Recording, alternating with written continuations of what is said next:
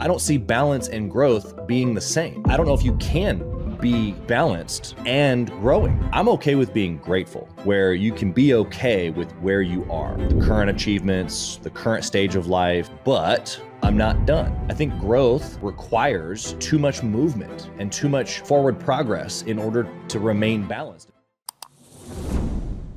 Welcome to Driven to Win. Today's episode is a game changer for entrepreneurs caught in the struggle of balancing work and life. Join us as we dive into the myth that's holding you back. It's that concept of work-life balance. Our guest, Chaz Wolfe, a serial entrepreneur and founder of Gathering the Kings, will share why striving for balance can be a losing battle and how true success comes from the different approach altogether. He'll introduce us to this idea of work-life obsession, the real practical strategies to help you create alignment between work and your personal life. If you're ready to escape the hamster wheel of balance and start building a fulfilling, sustainable life, grab a pen and paper because this episode's for you. Dude, Chaz, work-life balance, man. I mean, balance doesn't exist. What are we talking about here? I know. And this is such a common misconception, man. Every time I hear some hipster millennial talk about work-life balance, I just want to grab them by the hair and ask them if they actually know what they're talking about. Yeah, I think the work-life balance myth has been around a lot longer than, the millennial hippie or whoever you just described.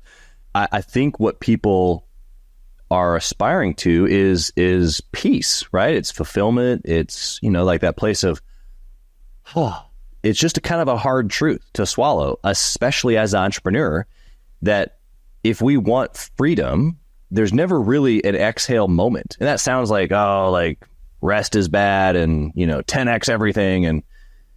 But it's not, right? It's the idea that if balance doesn't exist, then what does exist? If we can just be honest with ourselves, then we can be okay with what actually exists for an entrepreneur, because balance doesn't exist. There maybe are moments, right? Like there's been moments probably in our lives we can think back and be like, oh, that was a really peaceful moment or a balanced moment. I had a guy on the podcast a couple of years ago and he was describing it like a wave, literally the balance of being on a wave. It's like you do all this work ahead of time to catch the wave, and for a few seconds, maybe a few minutes, you're balanced on the wave. But then boom, it comes crashing down again. And is the work ahead of time wrong? Is the crashing and getting back up afterwards wrong? Well, no, but you're going to miss both of those seasons of life, if you will, if you're only focused on those few minutes of balance. You know what I mean? Yeah. The thing that I have a problem with around this concept is balancing denotes taking from one to give to the other to make it equal. Yeah, and that's right. I don't want to take from anything. I want it all to be abundant. I want it all to be successful. I want my scales on the ground because they're weighed down. Yeah. I just get my skin kind of crawls when I hear the word balance, if I can just be honest. Yeah. Maybe that's relatable. Maybe that's completely unrelatable. I really don't know, nor do I care, I guess. But for me, when I hear balance, I think contentment, and I'm okay with being grateful, right? We talk about inside Gathering the Kings, grateful but not done. And there's a spirit of gratefulness where you can be okay with where you are, the current achievements, the current stage of life, the ups, the downs, the good things, the bad things, the things that we still need to work on, family or business or whatever. But I can be in this moment, currently present, and be grateful, be okay. But I'm not done. And so to me, balance represents just blah. Just being in this state of, I don't know, just never, it's not growth. I don't see balance and growth being the same. I don't know if you can be balanced and growing. I think growth requires too much movement and too much forward progress in order to remain balanced. And so I guess when I think of balance, I think of this quietly, perfectly stagnant thing that's balanced. Where when I think of growth, personal growth in my, just who I am, growth as a dad, growth as a husband, growth as a business owner, growth in my income, growth in my faith, I mean, I don't think of any of those things as stagnant. And so for me, it's just really hard to even say balance because it just, no. Yeah. And to your point, I think people are just parroting it because they haven't been taught another concept. And so that's really what I'd like to dive in here today with you about is if work-life balance is false, or if it's a misconception, if it's something that entrepreneurs are misplacing their thoughts or trust into, what's the alternative? Yeah, I mean, it's work-life obsession. And it's like, well, wait a second. You want me to work more? Yeah. I want to work less. Yeah, so explain the meaning of work-life obsession, please. Yeah, I think we have to, the word that we're changing out is balanced for obsession, right? And so as an obsessed individual, I'm all in, right? Like there's no going back. There's no plan Bs. I've made the decision. I cut off, I burn the ships, if you will. I cut off all other options. I'm freaking doing this thing. And if I can apply that mentality to all areas of my life, then I think that's going to achieve growth or winning in all of the areas in my life.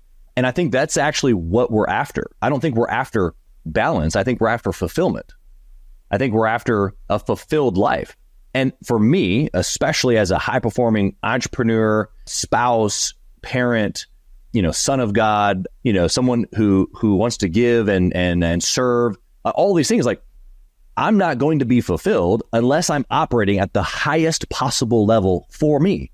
And the beauty of that, even just growth mindset, is I'm going to get to a place where it's like, okay, cool, I've reached here, but now what's next? And so there's always a what's next or a next version of me or my marriage or my business or my success or my faith.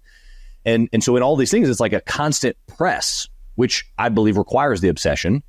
That's part of also the fulfillment. It's not like I'm reaching a destination in my faith or in my lifestyle or in my marriage.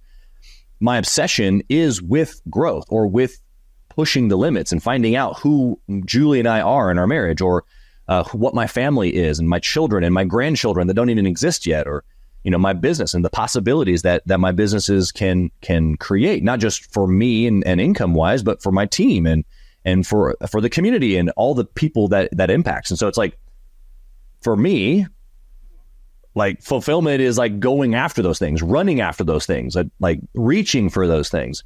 And I think that's actually what most entrepreneurs are truly after, because I've seen it time and time again where a performer, an entrepreneur, high achiever, achieve something amazing. They sell a business or they reach some level and they go, right? They reach that quote unquote balance. And within hours, maybe days or weeks, they're depressed. They're all sorts of turmoil on the inside, stress and anxiety, just like when they had a business that was all sorts of problematic and stuff. And so it's not actually the achievement of any sort of level that's the balance or the fulfillment. It's the journey. And so for me, if I'm obsessed and I'm really truly all in, I'm going to be pushing on this thing until I am no longer breathing. And hopefully in whatever comes next, for the ages to come in heaven or wherever I'm going to be, I'm going to be with Julie and we're going to be pressing these things just as obsessively as I am now. I like to think that, I'll be a king in the next age as well. Yeah, I love that. When did you recognize that this concept of balance was misaligned with your personal values? Yeah, that's good. I've never even like the word balance is literally just, it makes me think of average, just, ugh. But obsession is winning. And so, in the last couple of years, as we've built out, the Gathering the Kings community, this idea of winning in all areas, living the exceptional life has really formed up, and it's been who I am, but it's not just Chaz.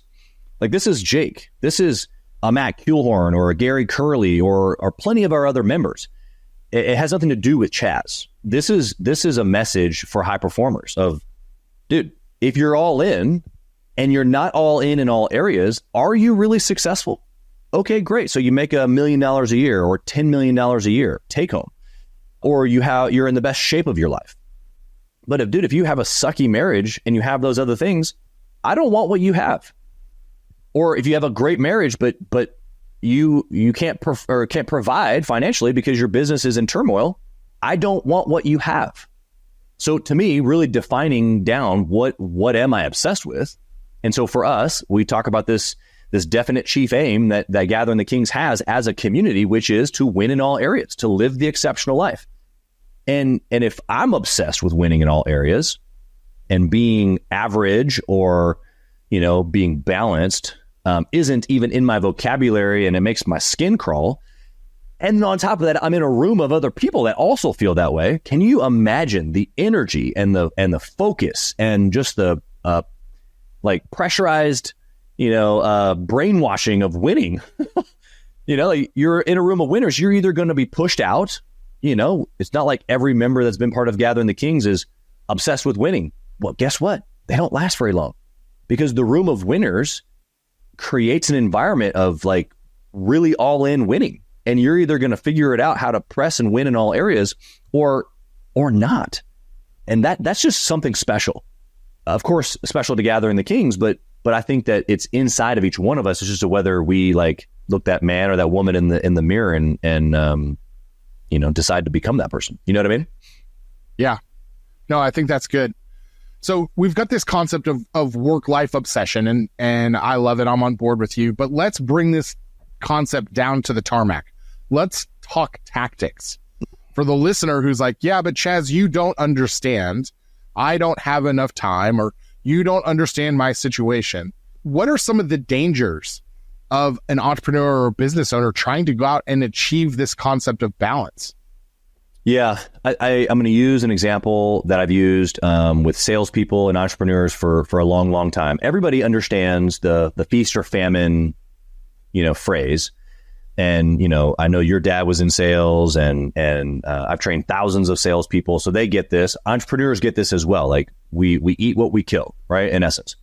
And so the feast or famine phrase comes from, they just these massive swings in income, up and down and up and down. One month we're eating, filet mignon. The next month we're wondering if we can even buy food at all, right? And that reality is only true because of one reason. That salesperson or business owner does not keep the pipeline full. Let me explain. Practically, inside of a business or as a salesperson, you don't keep enough leads worked through your sales process to always have sales, right? I remember being a salesperson years ago, and the expectation was 3 sales a week. And I consistently produced 9, 12, 15, 17 deals every single week. Not just one time. I had plenty of buddies that would, get 7, 8, 9, maybe even 10 sales, and they'd earn some a day off or something like that. But then the next week they'd have 0, right? And that's that feast or famine we were talking about. Well, how is it that, Chaz Wolfe was able to produce at such a high level every single week? There was really nothing special about me in that, other than I understood this one thing. I always filled the pipeline. I was absolutely obsessed with filling the pipeline. So on Friday afternoon, when that guy who had 9 or whatever for sales that was, celebrating his best week ever was off the phone and over there on the side of the office that was celebrating, good for them, good for him, all good. I already had, more sales than he did that day. And I'm on the phone. I'd already made 200 or 300 phone calls that day. This is a real situation, because I got approached many times on a Friday afternoon going, dude, you're still making phone calls? You've got the most sales in the entire center. It's like, yeah, dude, but I need sales next week and the week after, because I'm trying to hit the highest levels every single week. And so with that mindset, the feast or famine, or the balance that we're after, it's like that, oh my gosh, the best week ever, or the best commission ever, or we had the best month in my business ever. And as soon as you out breath, as soon as you just take your foot off the gas, that's when bow, you get smacked upside the face, right? And as a salesperson, that just looks like no new leads into the pipeline. And so then therefore, eventually it catches up with you. We know this to be true, but it still happens. Why? Because we allow Now, you might be hearing this right now, you, Jake, or someone listening and going, well, dude, you can't be all in all the time, can you? You never rest, Chaz? Well, no, first off, I absolutely believe in rest. I believe in a Sabbath. There's all sorts of principles around tactical and calculated rest. But even if we're going to go biblical here, He rested at the end, after all the work was done. And so if you take that same concept into your business, same concept into your marriage, into your family, into your health, into your faith, into the things that bring us joy, aka what we call lifestyle, then I'm like, well, what's next? Okay, so yeah, I worked out this morning, but the next thing for me, because I'm obsessed, is, well, what am I eating today? Does it serve me? Right?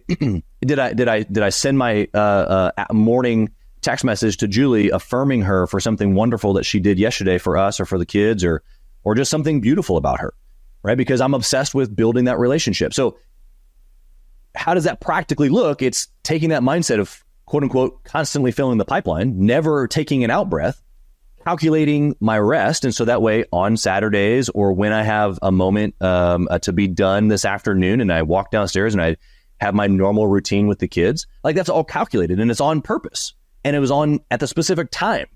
So hopefully this is making sense. I went kind of long on that answer, but I was trying to give multiple assets or perspectives on the answer.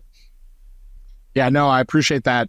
I want to circle back to something that you said, because I experienced you doing this a couple of weeks ago. We have a member inside of Gathering the Kings who's getting into real estate syndication and real estate wholesaling.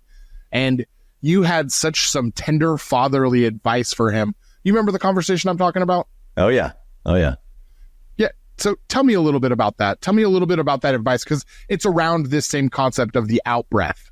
Yeah, for sure. I mean, he's getting into wholesaling. You know, there's a lot of successful guys that wholesale real estate, and he was really excited about it. And we were actually at a real estate conference when we were talking about it, and he's getting all jazzed. And I knew he was going to go back home and kind of launch this new thing, new phase of his life. And I encouraged him. He's a young guy, and I encouraged him that he's going to get a deal. He was like, I know, dude, I'm so excited. I'm like, no. Let's just think about this for a second. Let's come off of cloud nine. Yeah, it's going to be awesome. You're going to close deals. But like, I really mean, like in the next 30 to 90 days, you're going to close your first deal. Probably because of beginner's luck. It's not going to be any skill set that you've developed yet. You're just going to happen to come across a homeowner that needs to sell. You're going to happen to find an investor, and it's going to just kind of happen. It's going to fall in your lap. It's going to be magical. And you're going to make $5,000 or $10,000 or $50,000. And you're going to be looking at the absolute most money you've ever held in one check. He's like, I know. Like, dude, you got to deposit that and forget you even have it. He's like, well, what do you mean? Like to save it? I'm like, well, yeah. I'm not talking about the principle of saving. I'm talking about the principle of don't celebrate too long. Cool, it's your first deal. Call me, call Jake, call a couple other guys in the group. Like, let us congratulate you. If you need to buy an extra foot long sub at Subway that day because you wanted to give yourself a thumbs up, like, cool, but no cars, no watches, no, don't be dumb, right? Because you haven't done anything. Congratulations on your first deal. Amazing. Forget that you even have it and be so obsessed with the next deal, because that's the only way to fight this feast or famine, to be all in, to be obsessed. And it doesn't mean that you never congratulate yourself and never buy nice things or get a trophy of sorts. Sometimes you have to create your own trophies, and I'm all about it. I bought this watch earlier this year, but it was calculated within the right time, and we did it in a super special way. That's what I was trying to help that guy understand, is that you can be all in, but it can be calculated. The rest or the trophy or the watch or whatever, it can be calculated to where it doesn't destroy the efforts that you've been putting in. That exhale doesn't have to destroy the efforts. You can still exhale. You can still congratulate yourself. You can still buy the watch, but do it in a way to where when you exhale, you don't get freaking sidelined by the linebacker because you weren't paying attention. You know what I mean? Yeah.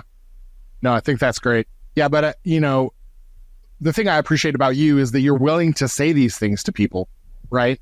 You're willing to have this conversation with this guy and encourage him, and also let him know that this doesn't mean anything. And, I think so many people, to the point that we made earlier, so many people don't really have verbiage for anything else but work-life balance in their life. And so when we talk about work-life obsession, it hits people over the side of the head as something that's brand new. They don't necessarily understand it. So again, talking tactically here for, Johnny listener, how can adopting this idea of obsession create more fulfillment inside of their life? Yeah. Well, I mean, we get dopamine hits from winning, buddy. You know, like when I do what I say I'm going to do, I feel amazing about myself, which is fulfillment.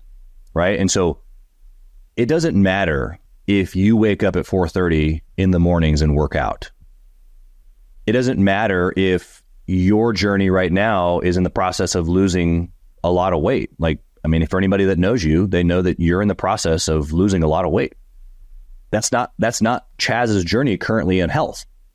But we can both be winning today in our health.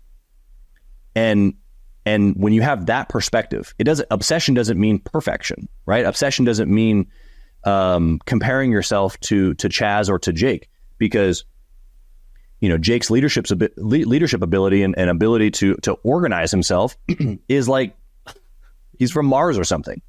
You know, I don't organize myself the way that Jake does. And so does that make me not able to run a business? No. Do I need to be more organized than less organized? Yes. Okay, great. How do I win in my business by being more organized today? How do I win in my marriage today? Maybe your marriage isn't the greatest right now. Okay. And so maybe, you know, like you need to have some building blocks. Maybe you just need to start paying attention to your wife. Maybe there's a scenario where you just need to support her and not have her expected to support you all the time. I don't know what the dynamic is, but maybe it's not exactly where Julie and I are, and that's okay. And Julie and I aren't where, you know, maybe some other couple is, but I'm not comparing myself to that. I'm saying, how can I win today? Because I know that if I can find wins today, then I know that I'm headed in the right direction. And that's what really the obsession comes down to. It's not even just like the achievement. We talked about not getting to the fulfillment of a great marriage or a business that's producing hundreds of millions of dollars or whatever you think the end line is. It's the process of getting there. It's the process of losing the weight. It's the process of eating right. It's the process of, you know, I have a reminder on my phone that pops up literally every day at 5 a.m. to send the first affirmation text to my wife. And I sit there for a minute and I go, okay, what happened yesterday? How did Julie bless me? What is her value?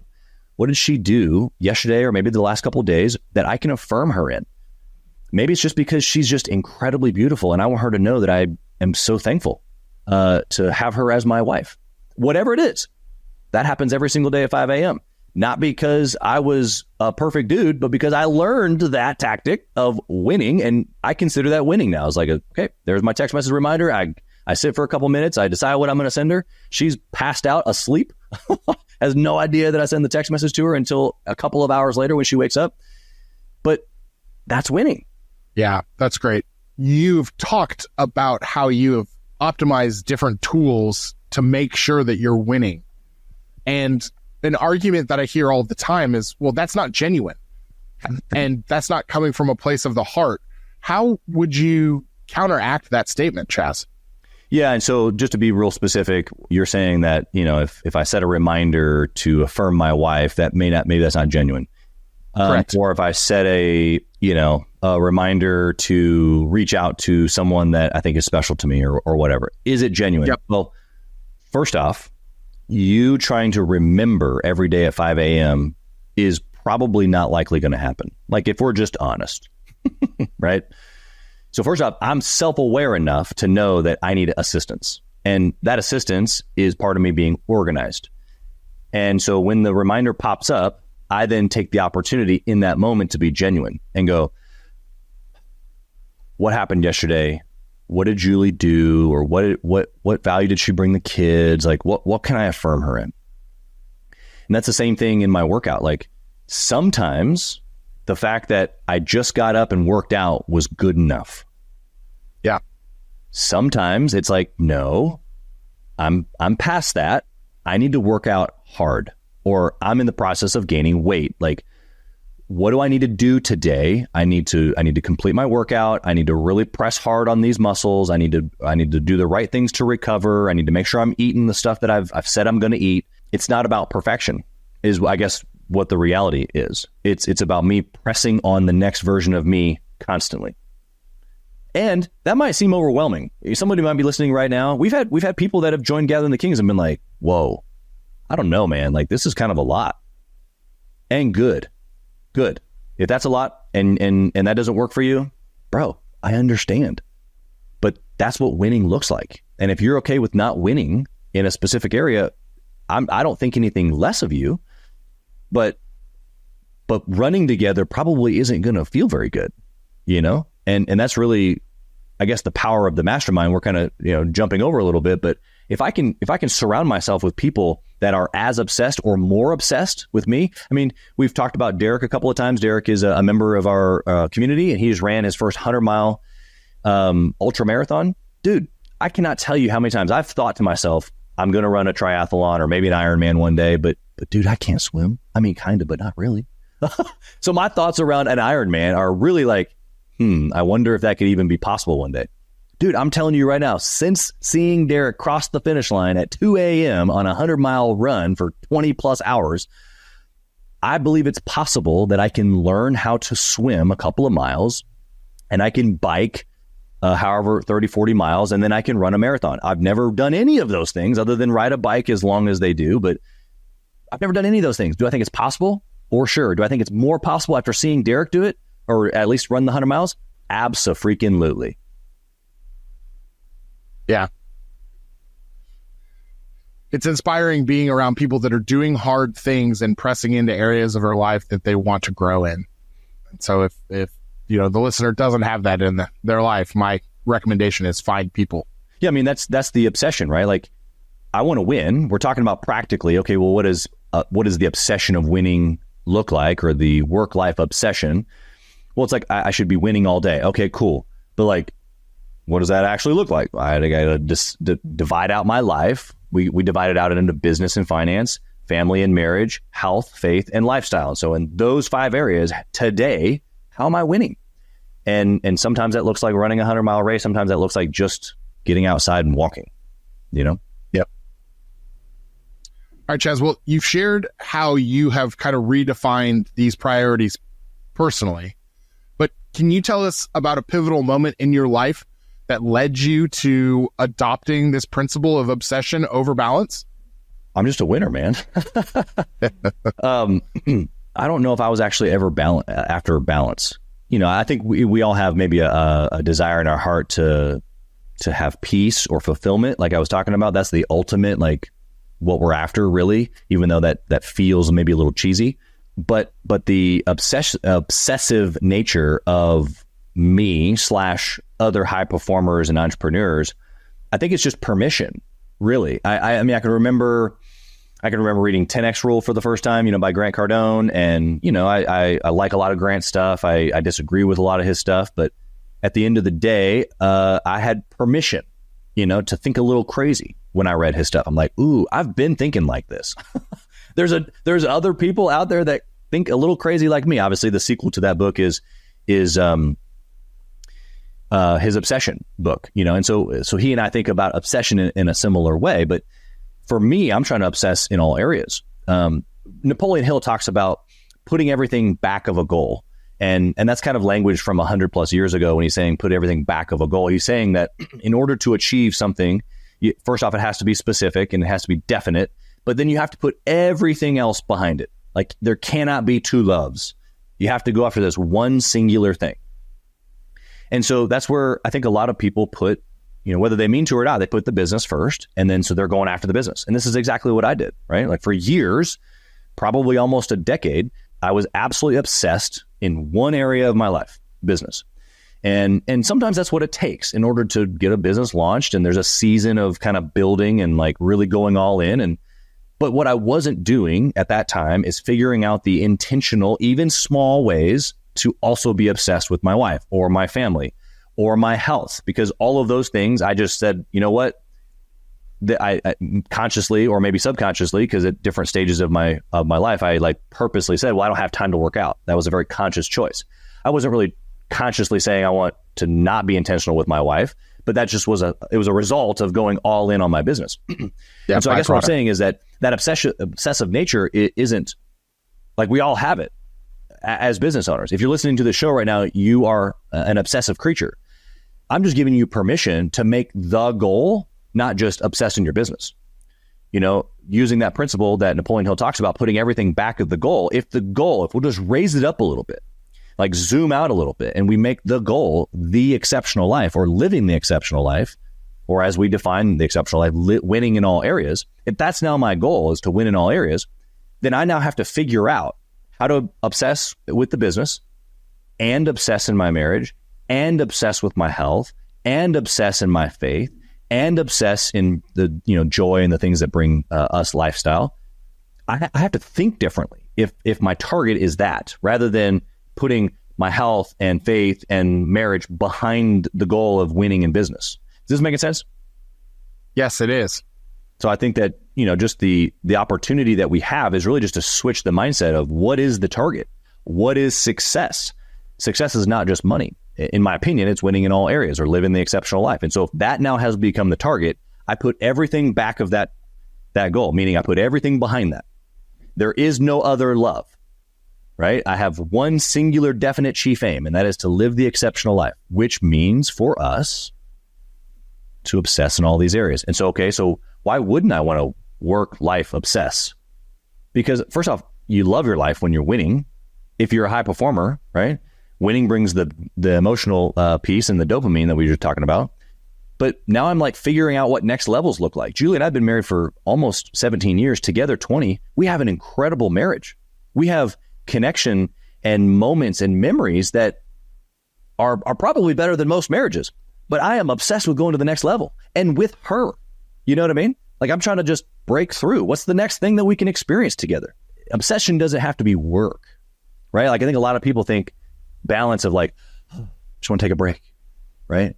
Well, you probably want to take a break because you're not organized enough in your business. You don't have enough systems, and you haven't hired the right people, because you're probably just running around like a chicken with your head cut off going, and that's actually why you're stressed in your marriage. And that's actually why you're not working out. And that's actually why you're not, doing a morning quiet time, or reading the Bible, or whatever it is that you do for your faith. And so it probably has nothing to do with you, like not having peace. You probably just need some more organization, or some help in your business. If we're getting real honest. Yeah. Let's back up a couple steps here.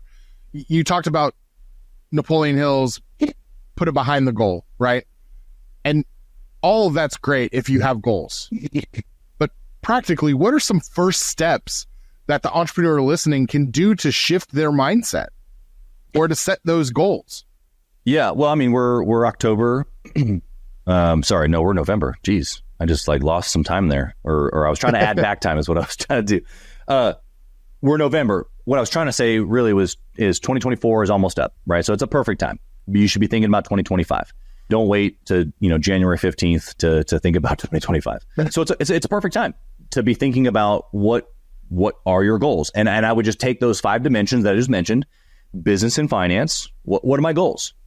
Is there something in my business that I need to get better at? Is there a skill set that I need to learn? Do I need to be more organized? Is there a particular person or position that I need to hire for that would really lever up my action in the business, right? Am I doing things that I shouldn't be, that I should offload or delegate or hire somebody for? What do I need to do to make more money? Like, all of those things, business and finance, right? And just pick something. It doesn't have to be the moon. Like, if you've got a $2 million business, don't sit down and talk about how you're going to do 10 million next year. That's ridiculous. Talk about how you're going to do a reasonable, I don't know what your growth trajectory is. Maybe it's 2.5, maybe it's 4, maybe you're going to double. I'm all about doubling and tripling. I love doubling and tripling. But my point is sit down and just pick something that makes sense. Again, going back to winning, it's not perfection. Obsession is not perfection. It's just about winning. It's about picking something and heading in that direction. And so to do the same thing for all the dimensions, right? We just went through business and finance, but what about marriage and family? What does it look like for you to be more intentional with your marriage? Maybe it's coming to one of our marriage retreats or masterminds or family events. Maybe it's you just saying hello to your wife in the morning or your husband and saying, I appreciate you. It could just be really, really simple stuff that just is intentional.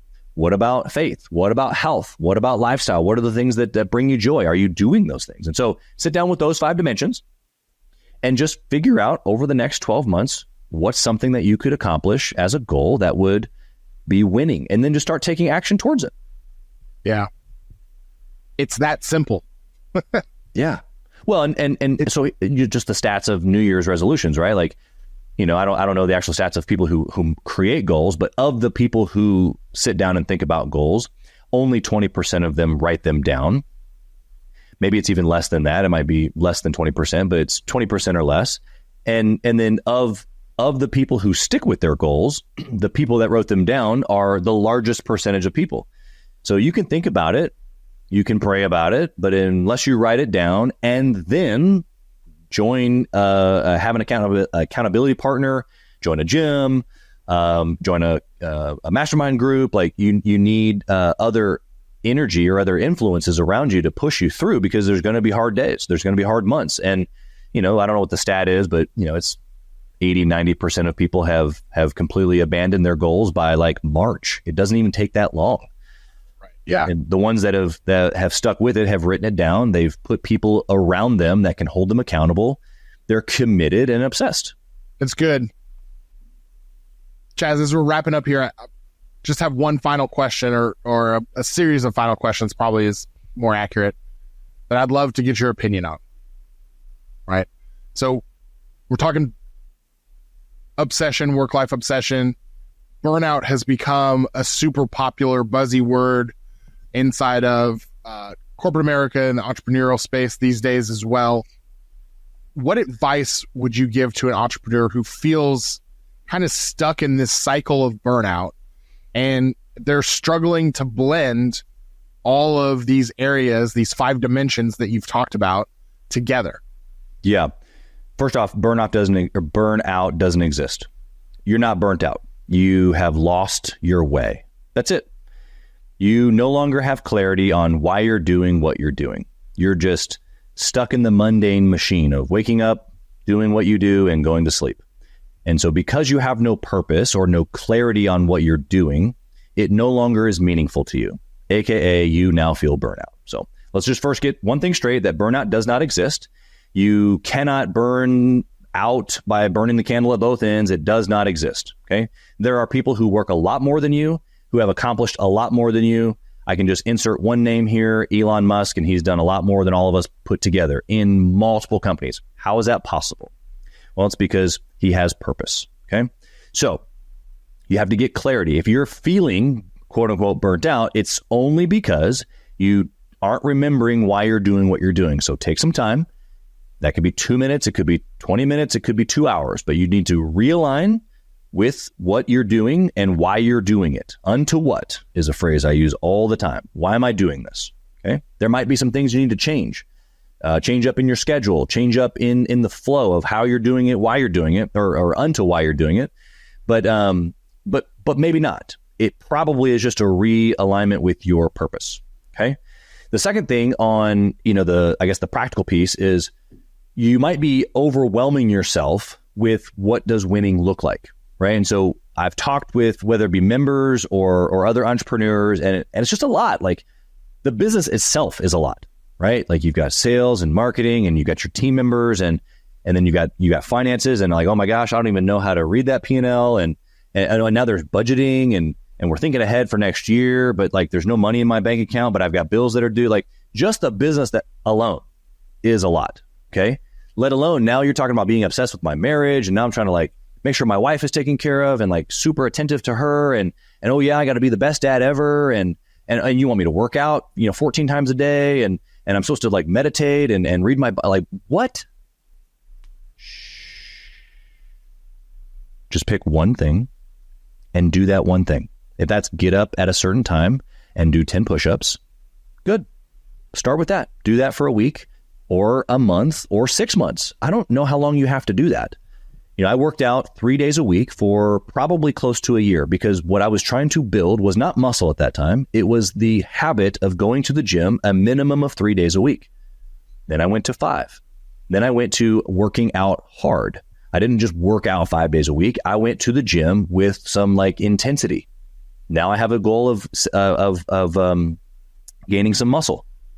The point is that there's steps to this thing. You're not going to just all of a sudden have the best business ever and have the best marriage ever and be the best shape of your life ever. Okay, great. Like we can be in the journey of those things, but what does it look like tomorrow? What does it look like next month? And that's probably a smaller thing that you can go after and that you can make sure that you win.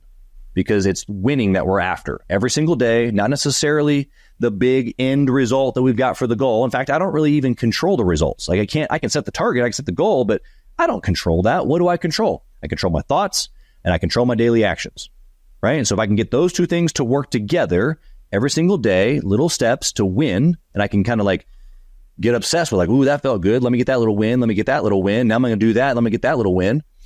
And you look up 6 months later or 6 years later and you're like, dude, I've been freaking winning. Man, this has been so refreshing. I appreciate your perspective on all of this. Chaz, if people need a dose of Wolfe motivation, where can they find you? Or if they want more information about this marriage mastermind that you've talked about or this family vacation, where can they get more information about that? Yeah, go to gatheringthekings.com. All of the information about our community is there, including the marriage and family masterminds that we do. Lots of stuff for business owners, but you access a superpower when you've got people around you. It doesn't even have to be me. There's also a lot of amazing, successful entrepreneurs winning in all areas in our community. And you just got to get people around you. Buddy, as always, I appreciate your time, sir. Yeah, man. Thanks for doing this. All right.